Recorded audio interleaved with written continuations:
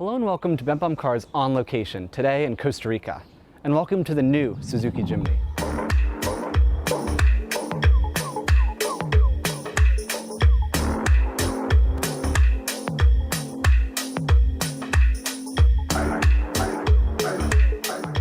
So I've been able to spend about a week with this car here in Costa Rica, and it's a car that I've grown to really love. However, I think it's only great for certain people. So I want to start by showing you around the car and then share some of my opinions about why it's a really smart move for Suzuki to keep making this, but also why it's not the right car for everyone. So first I want to talk about the styling, and this is something that Suzuki really nailed with this car. It's a really cheaply built car and it's made to be durable and good off-road, and they haven't shied away from that. They made it boxy, all the lines are sharp, every surface is flat. There's big flared wheel arches, there's black bumpers all around, and you can't get them in body color, they're always black plastic. And it has cool alloy wheels with big tires on it. A lot of people say that this looks like a miniature G-Wagon, and I think in terms of the looks, it is something like that. You know, it's a little bit between that, the Bronco, the Jeep Wrangler. However, in terms of function, it's not. It's good off-road like the G-Wagon, but it is built to cost. And it lacks all the luxury features that you would expect. So I just think having that comparison is not always fair. The car only comes in this configuration. It's a 3-door, so there's a door on each side with tiny little back seats and then a big back door that opens up sideways. So while we're talking about the exterior, I think it's important also to talk about what this car does. And the really important thing to note is that this is a real off-roader. It has a ladder frame chassis, which is the same thing that Range Rovers, G-Wagons, Jeeps, and a lot of other really serious off-roaders have. So what that means is, for a much lower price than these other cars, you can get into something that's genuinely great off-road. The inside of this car is very similar to the outside. It's built at a cost, and it's really utilitarian and durable. Everything's made of plastic, I mean everything at all, and it's a well-made plastic, like I can't complain about it. And there's not much here. There's like a very small radio, this was aftermarket. There's an HVAC system, it's not automatic or anything. You know, a couple buttons on the steering wheel, but none of them work, of course. And then, you know, nothing else that you wouldn't expect. Really the only features that set this car apart from anything else that's really cheaply built is the 4-wheel drive selector here, so you know that it's good off-road. And there's a hill descent mode as well in here, which regulates the brake so you can really slowly and carefully descend when going off-roading. But otherwise, it's all manual, you know, crank down and crank up windows. It has, you know, manual HVAC, it's a manual transmission, so not much to it. Another thing is the seats in this car are really bad, and there's actually one of the big flaws in this car with them. First of all, they're really uncomfortable, and second of all, if you want to put someone in the back seat, there's a switch that folds the seat forward. Let me demonstrate. So if someone wants to sit in the back of the car, you can easily fold down the seat like you can in any other car. However, if you then push it back, it doesn't go back to the position it used to be in, which means you need to readjust it each time. So this is a car that's built cheaply, and while it's a lot of plastic and a simple body style, I think that the looks really work, and I think it's a really cool car. But what's even cooler is what happens once you start driving it, and especially once you take it off-road. So let's go talk about what this car's really good at while we go for a drive.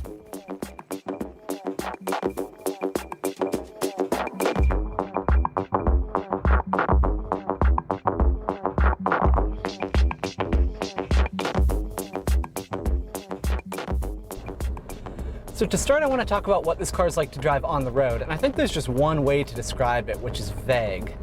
And I want to start by talking about the steering. Now, I normally drive a Porsche 911 as my kind of daily driver, and I completely understand that that is a much more precise and a much more accurate and a much more refined car than this is, and it's supposed to be. So I'm not trying to hold this to the same standard. However, this steering is just comically bad. I mean, I can really twist this wheel and nothing happens. Now, the engine is fairly similar. Below 2,000 RPM or so, there's just no power, there's nothing for it to give. And when you're getting going, the engine is quiet, which is nice, but it also makes it really difficult to know if you're gonna stall or not, or to start it, seeing as it's a manual transmission. But otherwise, it's a fine car to drive.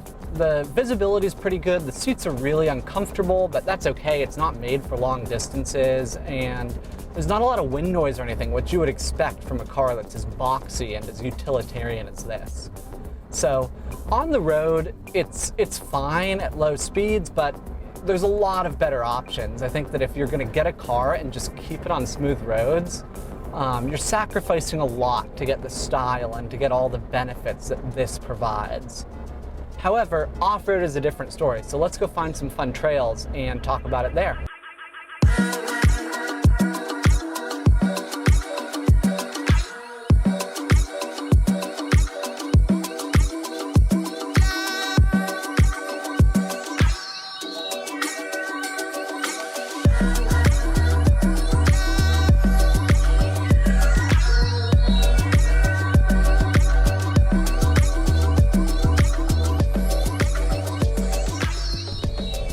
Alright, so I've turned off of the main road and I'm now on a dirt road in the Jimny, and the car's starting to make a lot more sense. A lot of the issues that I found earlier, such as the engine being kind of soft, the steering being really poor and really, lacking any kind of feel, it makes more sense here. You have to throw the car around a little bit. It's a light car, and for roads like this, it just kind of works a little bit better. Also, for being a light car, it feels surprisingly planted, and that's something that's really good. And considering the price of this, considering that it's kind of a third the price of a Tacoma or a 4Runner, and it's half to a third the price of a base model Jeep Wrangler, it can do a lot of the roads that they can do. So this is where it makes a lot more sense. Right now I'm going up some kind of steep stuff. I have it in 4-wheel drive. I don't know if it's necessary yet, but later on we'll get to some parts of the road that are a little bit more technical, and I think it will show even more just what this car is capable of.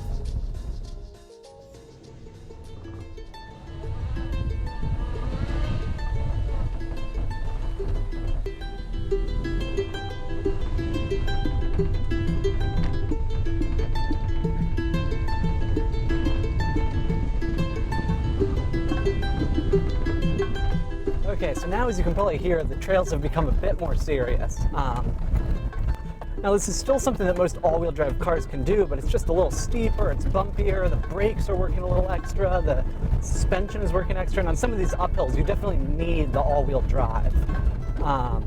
And then there's also interesting stuff like this that I'm coming up to. There's a water crossing right here that makes it a little bit exciting, so let's see how it fares with this. Woo! Easy.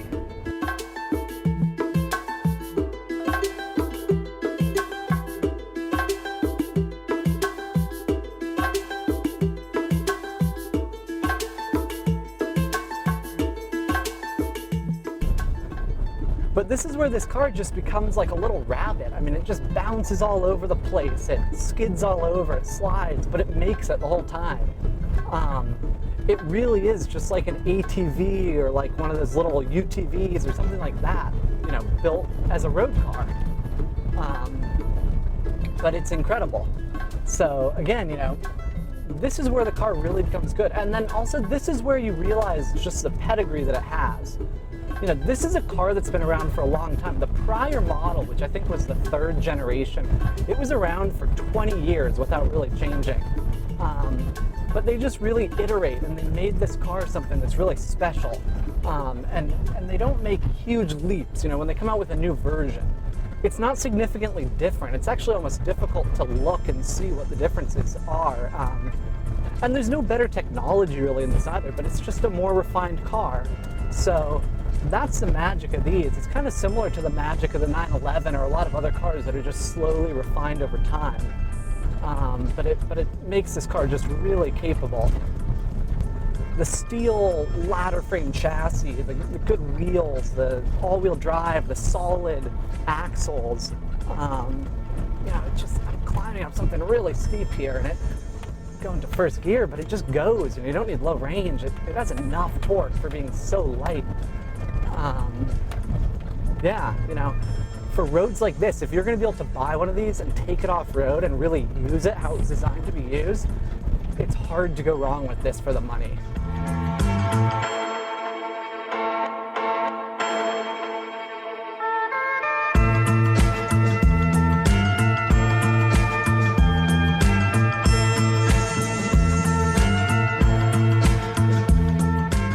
So now, finally, to summarize my thoughts on the car.